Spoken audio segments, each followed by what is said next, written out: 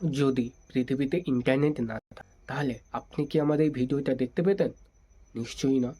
ভাবুন তো, যদি পৃথিবীতে সত্যিই আজকে ইন্টারনেট না থাকতো তাহলে কি হতো?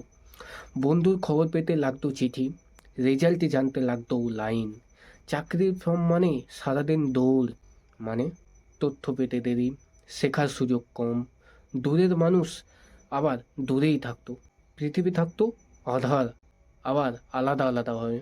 এই ইন্টারনেট না থাকলে অনলাইন ক্লাস থাকতো না, ফ্রিল্যান্সিং থাকতো না, ঘরে বসে ব্যবসা অসম্ভব হয়ে পড়তো, একজনের আইডিয়া আরেকজন জানতেই পারতো না, মানুষ এগোতো খুব ধীরেই।